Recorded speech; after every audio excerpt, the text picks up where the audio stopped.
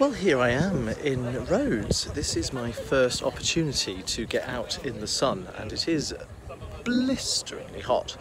We got up this morning and I had breakfast at the hotel. Very nice affair of the most delicious Greek yogurt, really creamy, not that sort of sour, flavoursome stuff that we have at home, but actually really creamy and smooth and really lovely indeed. And I had that with porridge oats and some pineapple and raisins, and it's really delicious. I'll have that again tomorrow, I think. Obviously, I packed in a bit of a hurry and clearly have forgotten to bring most of my provisions, so I haven't got any sunglasses, I haven't got a hat, but I did bring Factor 50 sun cream, which is why my hair is looking a bit revolting, because I've made sure I've wiped it into all of my baldy bits, and that's good. And here we are. We got on the coach about 9:30 and we've driven about 45 minutes away from the hotel. We're in a little village called BeardyChiel, and we've come up into the mountains overlooking Rhodes City, or Rhodes Town, to what's over here, which you can't see yet, which is the Temple of Apollo. It's undergoing restoration at the moment, but that is your genuine artifact. That is, apparently it's not fiberglass. I'm led to believe it is absolutely the real thing, and we can't get any closer than this, unfortunately, but there look to be some Corinthian columns there, and it's really very lovely. And I haven't seen any lizards yet, but it looks like the territory for it.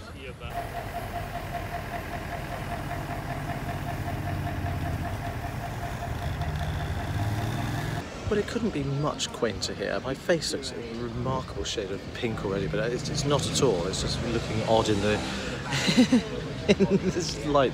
But this is in the old town. We've come inside the castle walls, and just look, oh, it's so lovely. Everything about it. It's very full of sort of souvenir shops and things like that. That's looking out to the harbour there. You see the boats. And that stall just in front, which is, where is it? There, is selling lots of sea sponges and things like that. It's very charming. If I carry on round, we've got the little winding cobbled streets that lead up into the main part of the castle itself. Just a square in the castle. This is the big entrance gate here. Try and get it to, there you go. Big entrance gate there. You can see it's very grand and lovely. And looking round again, oh, I like it. It's very pretty. Oh, this is the stuff I like. All this sort of cooling vine type stuff. Makes me very happy indeed.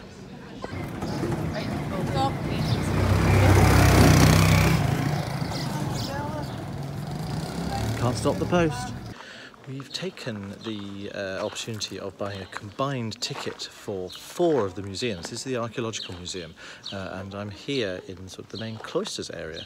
I can't pretend I'm going to be a very good tour guide on this part of the trip, because I don't speak Greek, and although stuff is in English, it's just kind of nice to wander around and see it, really, rather than to try and document everything. So I'll dip in and out every now and then when there's something really special to look at. I'm not quite sure what these big old piles of balls are. What do you think? Do you think that might be something to do with like trebuchet ammunition, or is it something decorative?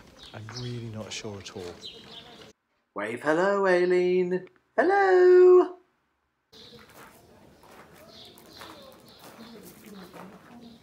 Very excited to have seen this mosaic on the floor, because although my tattoo is African, it's can you see the similarities? Oh, I'll try and get both in shot together. There you go. See the similarities? Marvellous.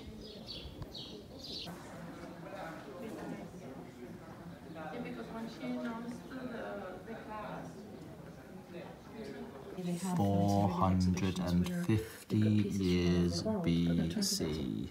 Look at that detail, the horse race on there. It's amazing. Red attic ware. Beautiful. It's not the only piece either.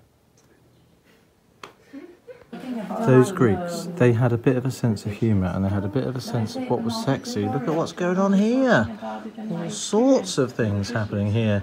And if that isn't racy enough, see if we can have a little look at this sort of activity, which I'm sure is going to raise a few eyebrows. This remarkable silver bowl, which looks for all the world like it's floating in midair. Of course it's not. It actually dates back from the 6th century BC. Look at the detail and the craftsmanship.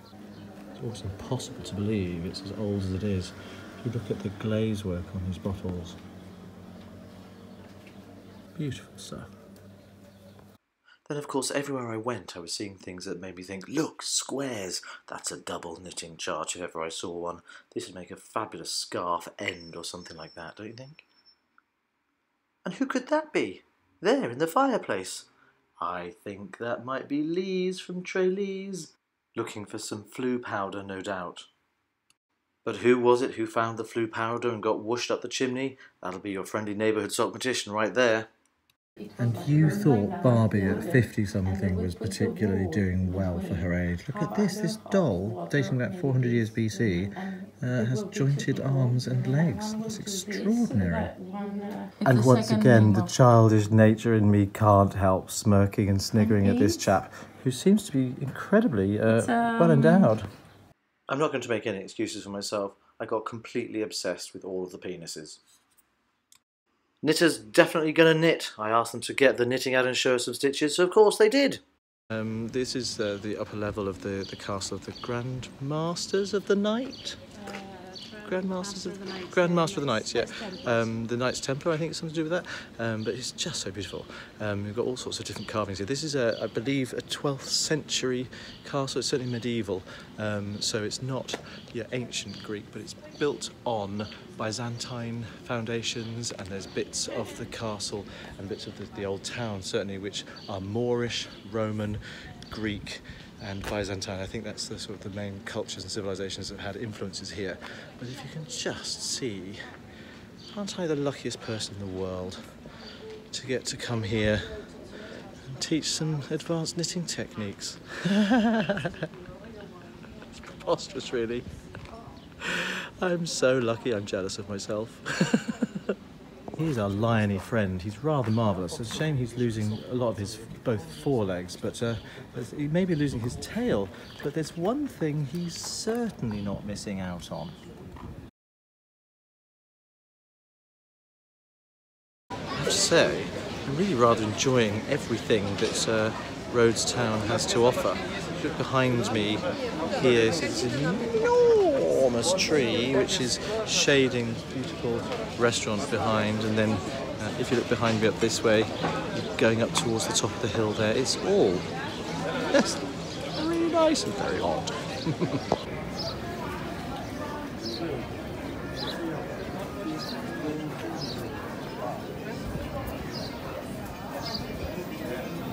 Look, there's the old castle. The only thing I would say which lessens the appeal for me is that certainly down this street behind me there,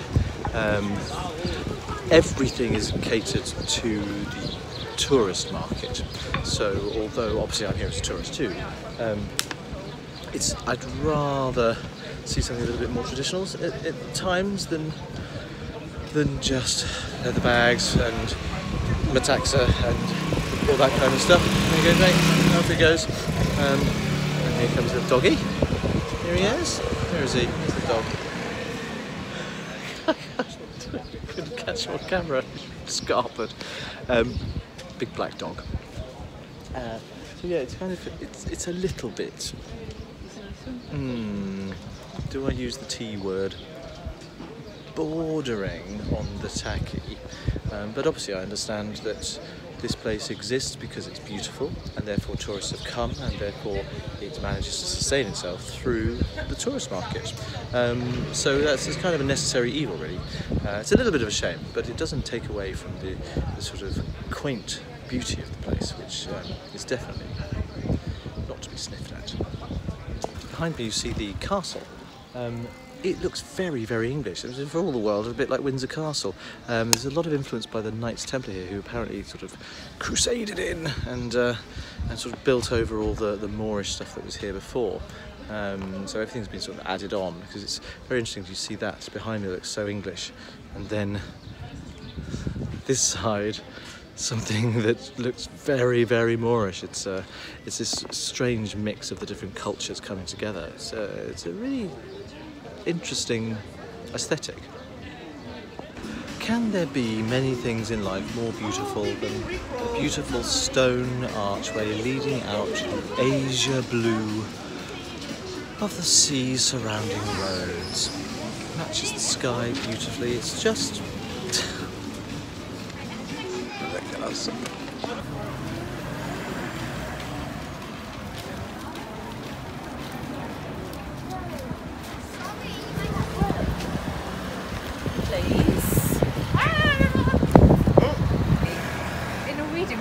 We are very, like, oh, we're using more than 2 colours this time, guys. This is exciting. Yeah.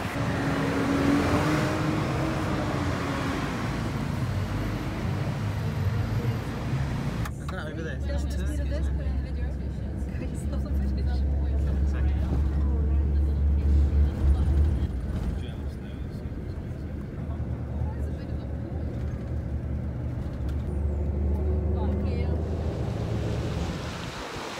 Day 1 of my Rhodes excursion is drawing to a close.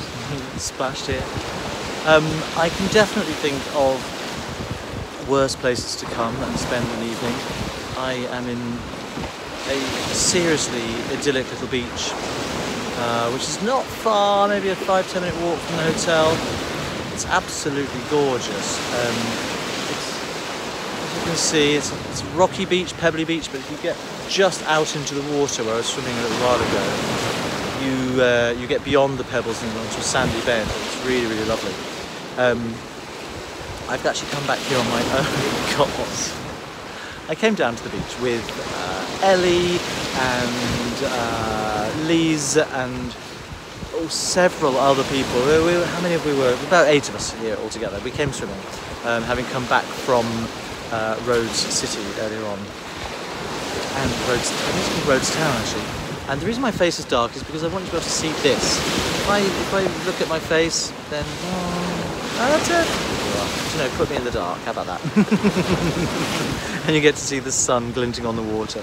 It's actually a lot lighter than it would suggest. We came down here, and I was just wearing. I arrived wearing, as I am now, swimming trunks and a vest.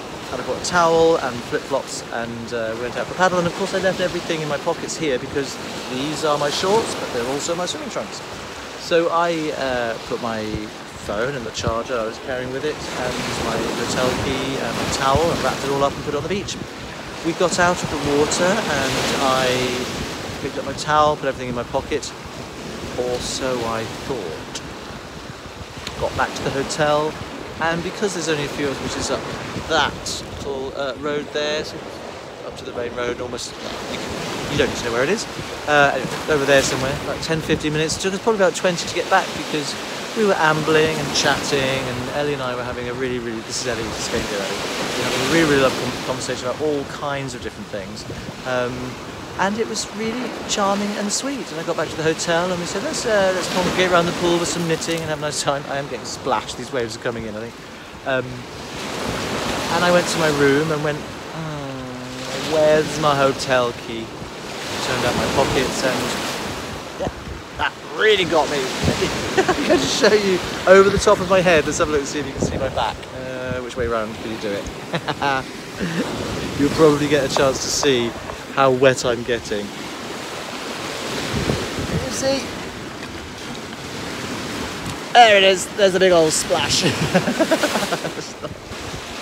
So I got back, no hotel key and evidence at all, so I've had to come back down on my own, hoping I would find the hotel key. Well, I did, I'd left it. So did you see where that sort of red, or where is it? That red dot there is? I'd kind of left it somewhere near there. And it's fine, it's now in my pocket, most definitely in my pocket, and is in my pocket, and will stay there. This is very rambling. Basically, I started filming this just to say, it's so nice to be around everybody. It's a really nice group of people, but it's also really nice to just come out here and sit, and enjoy the waves breaking behind me. I don't get a lot of opportunities at the moment just to sort of be with nature. Sometimes it's nice just to forget all of that for a bit and just chill out a little bit somewhere that looks a bit like this.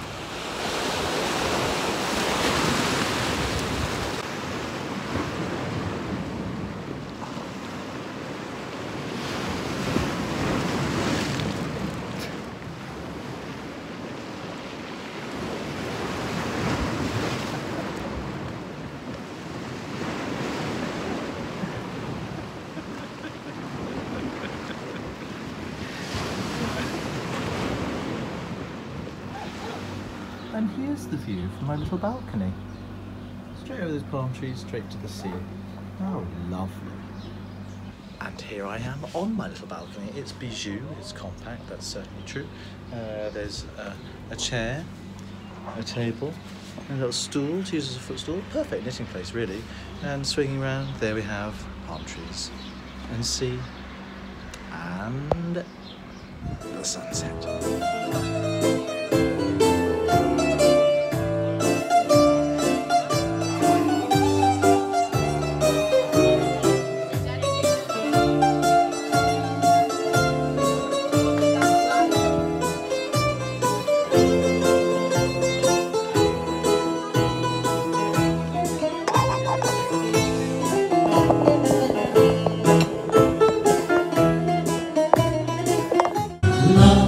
La la la la la la la la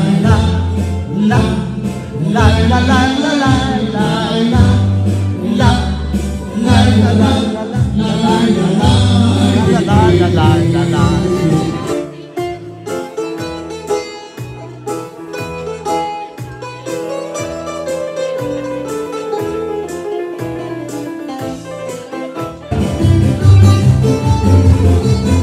So beautiful, look at these colours. Look at these colours, it's beautiful!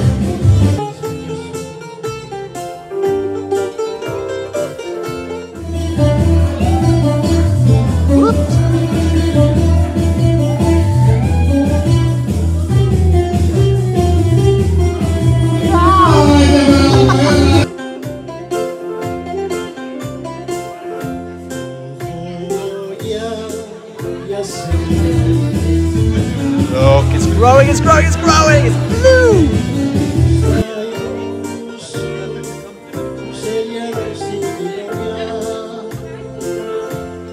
It's now green!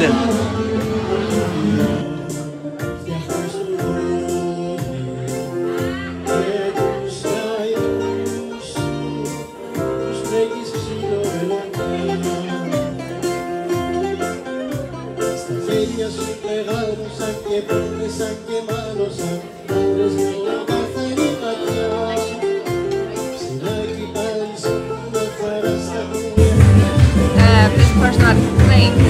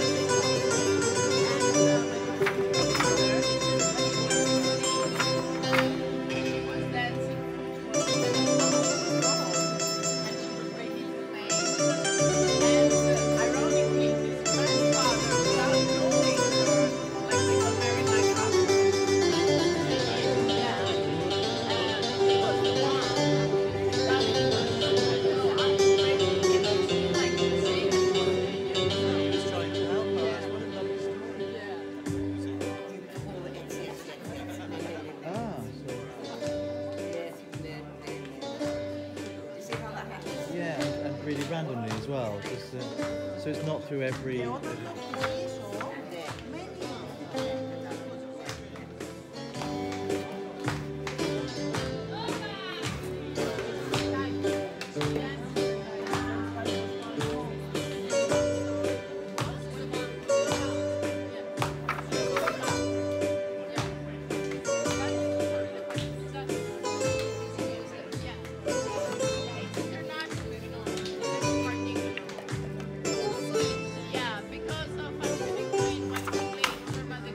So, this one, I have to switch first. Yes. The left one, yes. This is open. And you see? Yes. It's closed. Well, that's not so easy. Oh, so you can just push and it will just find its way through.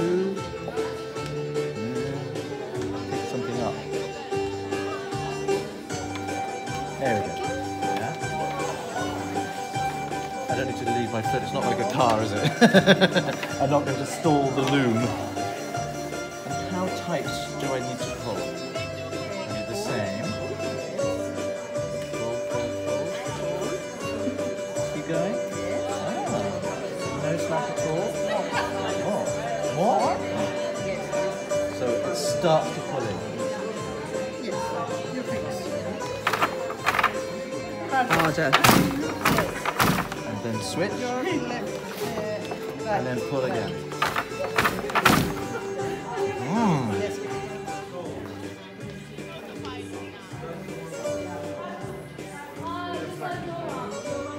Harder, yes. Yeah? Yes.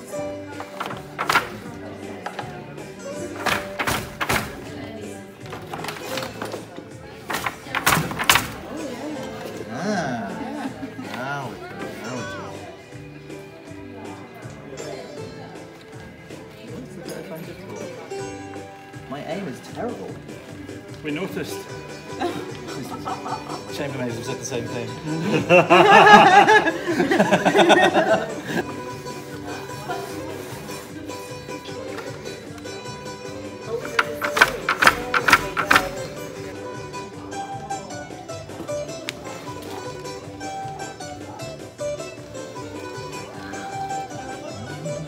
can't see if it's front or back. It plays with your eyes.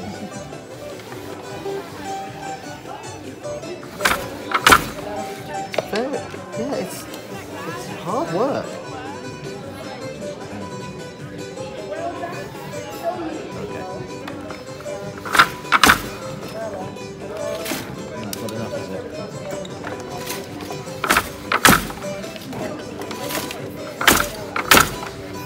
Keeps your muscles nice and strong.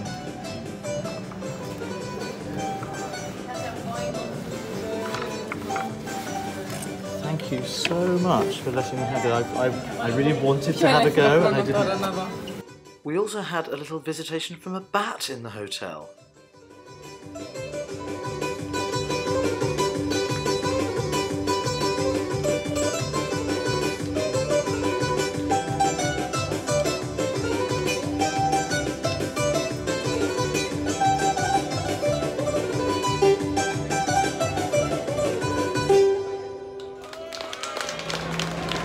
Well, in some respects, you find me feeling like the luckiest man on this planet. Genuinely. In other respects, I feel cursed and damned. I am sitting in Rhodes Airport, awaiting my flight home. I look very tired, golly, my eyes are all squinty. And I have just found out that my flight home, which was due to leave at 11:30 at night and arrive in London, well, Gatwick, at 1:30 in the morning, getting me home about 3 o'clock. It's about 3 hours delayed. I'm not going to get much sleep tonight. So I haven't had a great deal of sleep at all since arriving in Rhodes. I've just been chatting too much and talking and staying up and having a lovely time, don't get me wrong. So that's why I feel like... so the airport thing is why I feel cursed and damned. I just eaten chocolate, so I'm a little bit...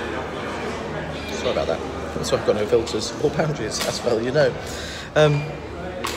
I feel like the luckiest man in the world, genuinely, because I've had the most lovely, lovely 3 days here. It's been jam-packed, it's been pretty full-on, but it's been an absolute joy, genuinely an absolute joy.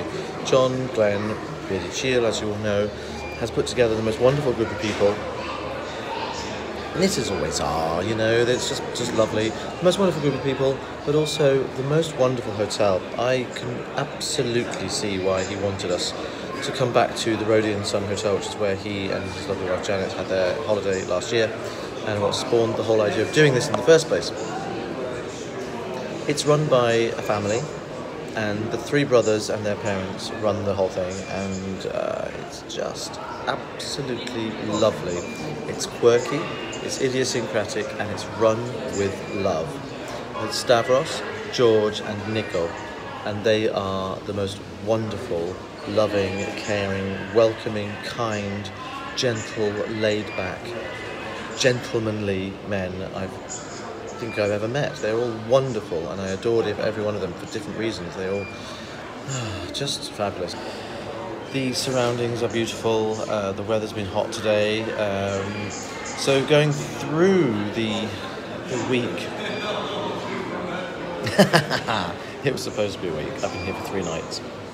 And I arrived at about 2:45 in the morning on Monday. Tuesday we went straight to Rhodes town. You've seen all that footage there. And then Wednesday was teaching. This was yesterday, teaching all day. I had my demystifying double knitting class in the morning, which had eight of us there. There were only 12 knitters in the group, so 8 people, was a high proportion, wanted to do it, which was lovely. And then in the afternoon I gave a session on talking about the shaping class. It wasn't an official class, there were only 3 people there because they were the only people who had done enough double knitting to make it worth their while. And I had Pom and Margaret and Ellie. I was thinking it was only 3. I couldn't remember who was there. I couldn't remember if there was a 4th person. And Ellie, who is Skein-Deer, of course. And just, I really enjoyed getting into the nitty-gritty of it. I've known Ellie for about a year. Briefly, we've met various times at Loop. We go to the same knit night, and we've never really got to know each other particularly well at all. We've always said hello, been very friendly, but we've decided we were separated at birth. We both have a lot of things in common, and we've spent many hours over the last 3 days just chatting about the sheer knit geekery, knit nerdism, where it's at, hashtag knit nerdism, and should that be knit knerdism? I don't know. But it's been wonderful getting to know her, wonderful getting to know her head. She's knitting Stephen West's Exploration Station at the moment, doing a fabulous job with it. When she comes to the brioche section, she's wanted to do it in the one-pass brioche technique that I'm championing and trying to develop. And we've had to try and convert the written pattern into one-pass brioche. And it's got some increases in it, and it's written for 2 passes, so of course every row is written out twice. And combining the 2 has been a real challenge for me, and making sure it works. I'm not going to lie, I don't really know a great deal about 2-pass brioche because I approach brioche as a double knitter. I come at it from that perspective, and I think about it in terms of pairs of stitches and working one for the front, one for the back, exactly as I do in double knitting. So I've never really looked at 2-pass brioche. I've never followed a 2-pass brioche pattern.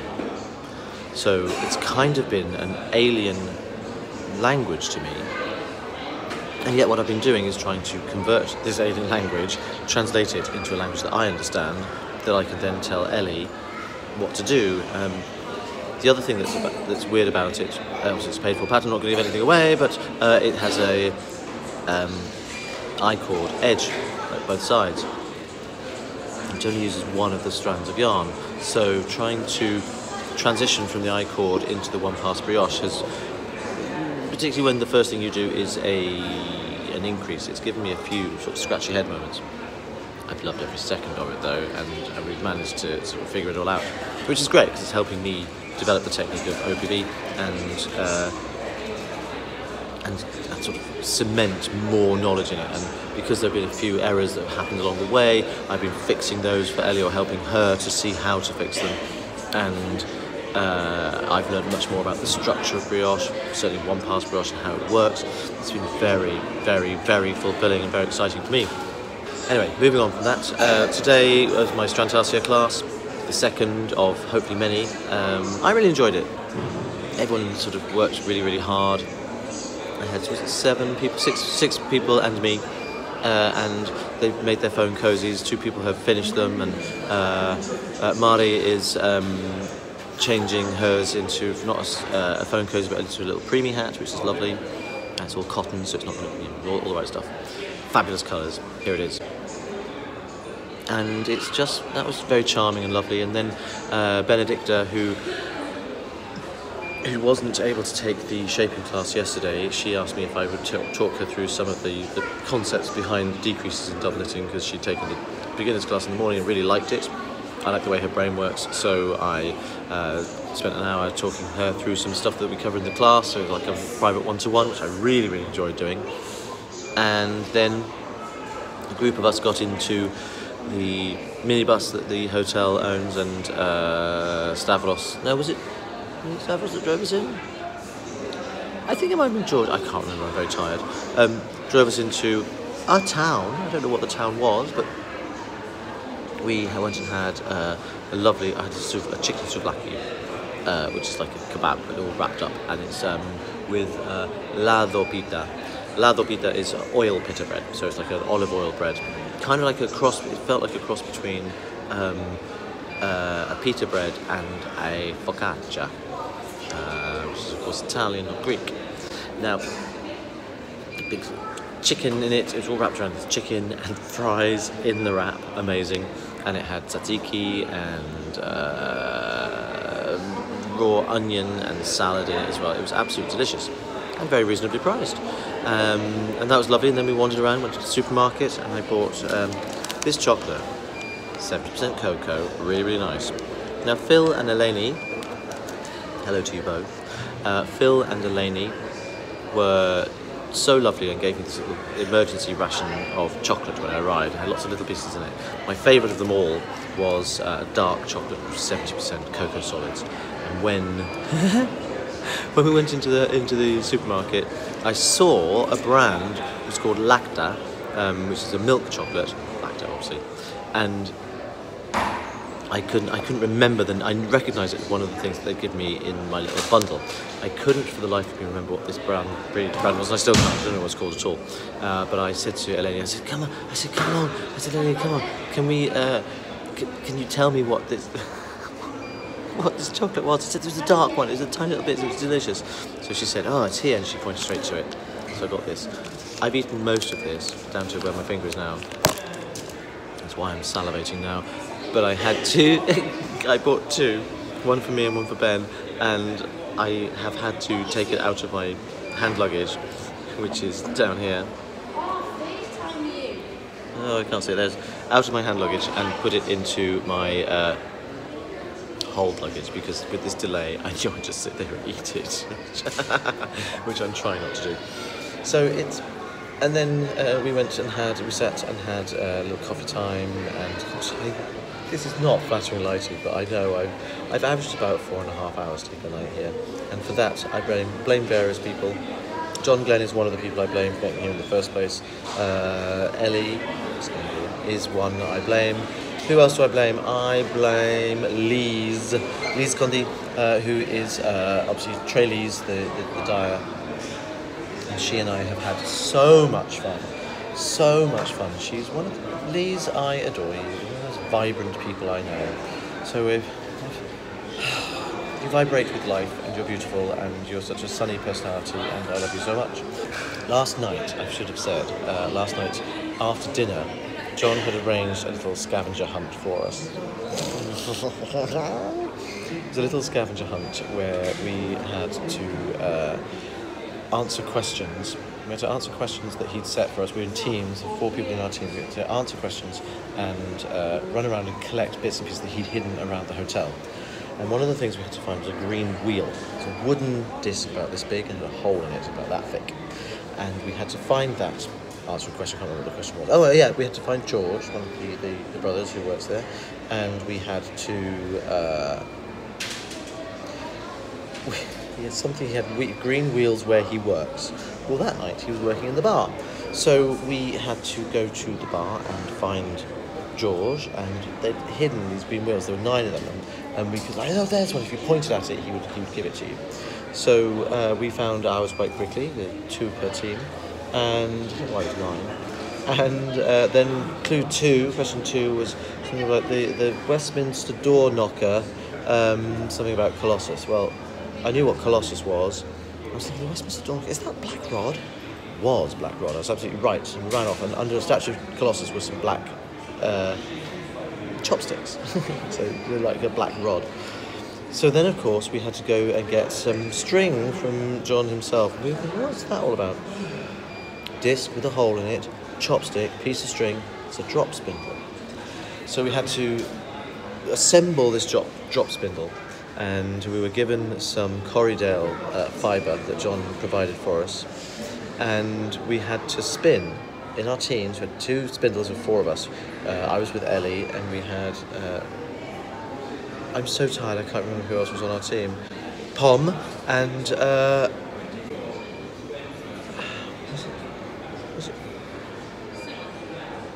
was it Mario or was it Carmen? I'm so sorry, I can't even remember. That's terrible, I can't remember. I will tell you all.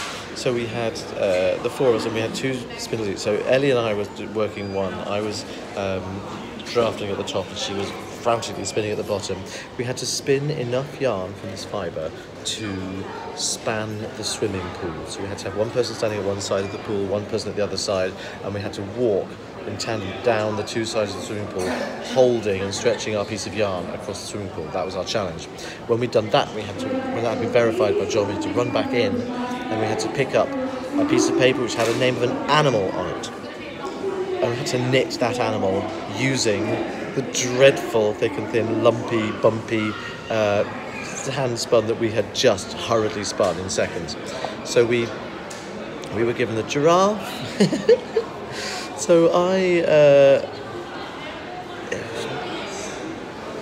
Pom did a pair of legs. Mari/Carmen did a pair of legs. I'm so tired. Ellie did the body and the tail, and I did the head and the neck. And we all got our knitting needles out, and we did these, and then Ellie sewed them together, and we got, because he was made of garter stitch, obviously, we called him our garteraf. Garteraf in Greek, of course. And here he is, looking fabulous. So you can see here he's got... We didn't have to use just our hand spun. We were allowed to use other bits of fibre, bits of yarn we could find lying around. And John had brought some stuff down, so I started with the neck, and I decided rather than turn and turn and turn, I'd cast on down the length of the neck and work longer rows. And what that did with my messy cast on, it's given it a little mane. Can you see it? It looks fantastic. And then I waited and got back and forwards and waited till the neck was long enough, and then I cast off down most of it, and so I just had a few stitches at the end. Worked a few more rows for the head, having changed yarns. You can see that there, and then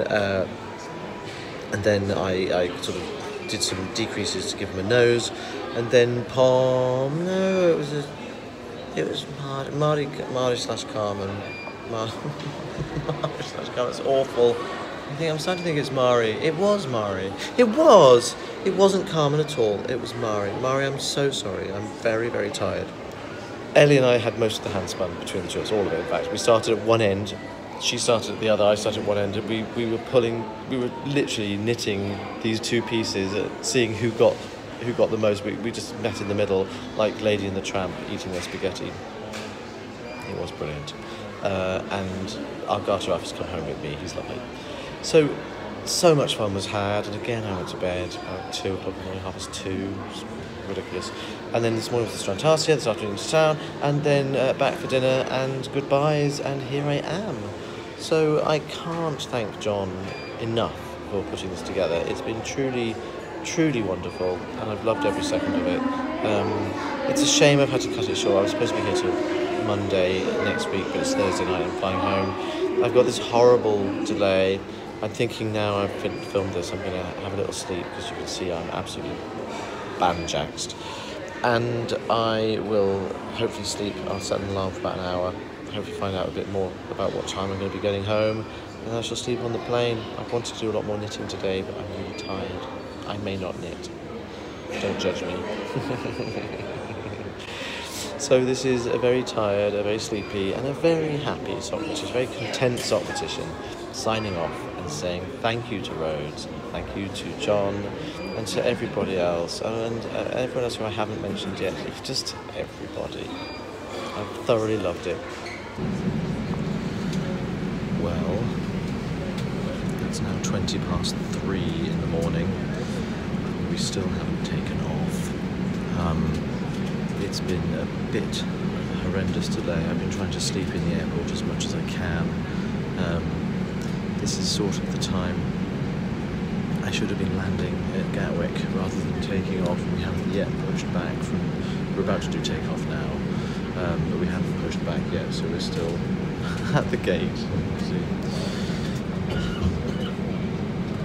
We are just about to move. I think things are rocking around. The cabin crew seem to have had a horrible, horrible time as well. It seems not to be just us. Oh, here we are. We're moving. And can you see? Things are moving, so we're going to be taking off very soon. Looking at it at the moment, I will be getting home at around 20 past. Well, landing in Gatwick at about 20 past 5. That means I'll probably not get to my bed until about 7 in the morning UK time, which is 9 o'clock in the morning Greek time, which is what my body's doing at the moment. So it's going to be a bit of a crazy one. I was hoping that Friday was going to be, which is tomorrow when I get home, Friday was going to be all about rehearsing for the show that I'm doing on Saturday, rehearsing in my head and learning music and stuff. I was hoping that I'd get home 3 in the morning, I could sleep through till 10, take my tablets, and then get up and do that. But I'm not going to get home till 7, so I'm going to be sleeping for quite some time. I have to wake up at 10 o'clock to interrupt that sleep so that I can take my tablets. And